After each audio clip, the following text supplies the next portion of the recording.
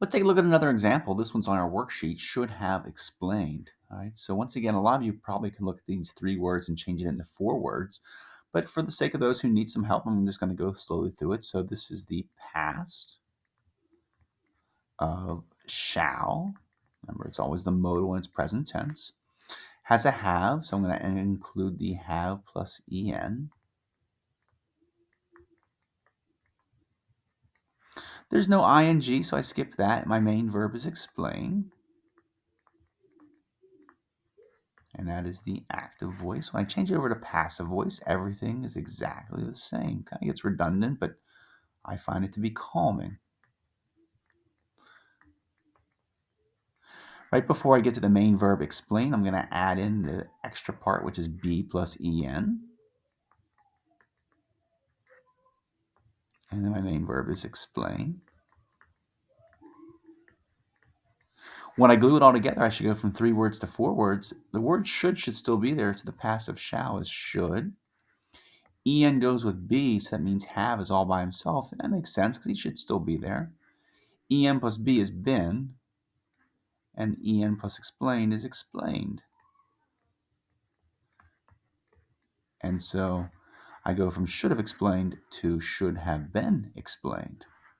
One more example together on just changing the verbs over. Had been scrutinizing. All right, so the tense is past because of the word had. There was no modal, so I skip it. There's definitely a form of have, so I get to write in have plus en. Even though it's the word had, they all get to go together. Here's the ing, and there's an ing here, so I get to add in be plus ing. Even though it's at the end of the sentence, I get to include it. And my main verb is scrutinize. That's my active voice of had been scrutinizing. When I change it into passive voice, I should go from 3 to 4 words. Here's the past of have plus en plus be plus ing plus my main thing I'm adding in is be plus en to guarantee I'm going to get an extra word. My handwriting is going downhill quickly. When I glue it together, the passive had is still had. That makes me happy. Check. Here is the en plus be is been. Here's ing plus be is being, and that makes me happy because if there's an ing up here, there's an ing down here. And then the en plus scrutinize is scrutinize. I've gone from 3 words to 4 words. Had been scrutinizing turns into had been being scrutinized.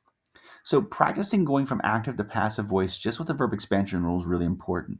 But the next thing we want to make sure we can do is also then use the passive voice verb in a passive voice sentence. So let's talk about how we actually create those.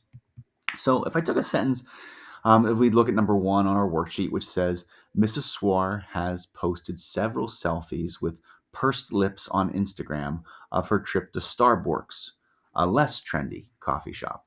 All right, so I'm going to take this verb has posted and I want to change it into the passive voice, but then I also make the whole sentence in the passive voice.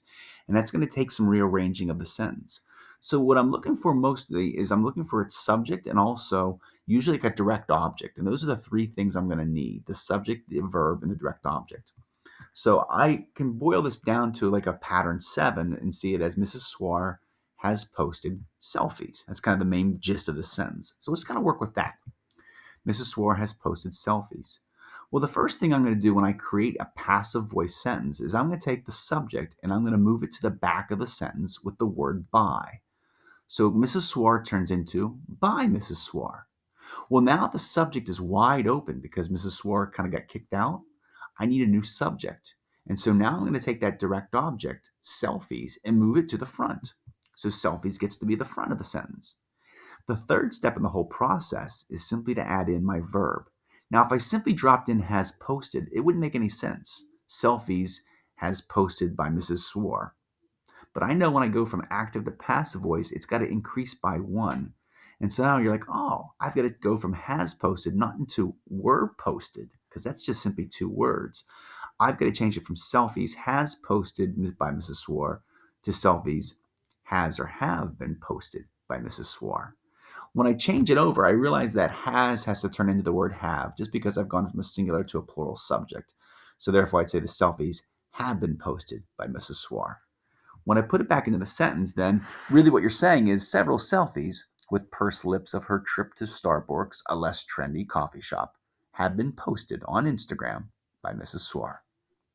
Let's try one more together.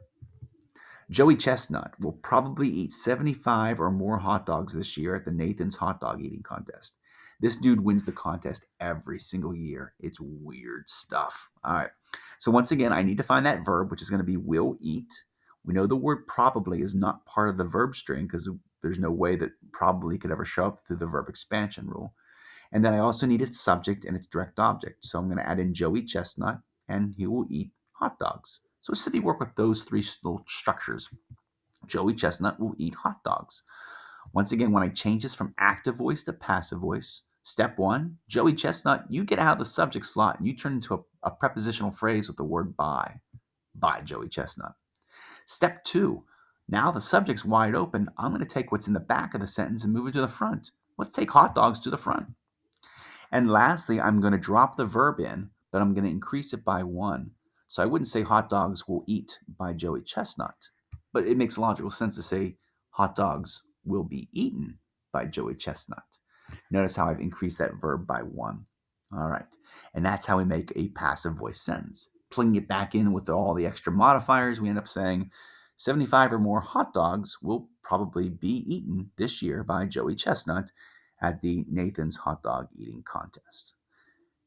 So let's practice how to actually create passive voice sentences. It'll be a good practice for us to create the passive voice verb and also understand the switcheroo of what's going on with the actual sentence.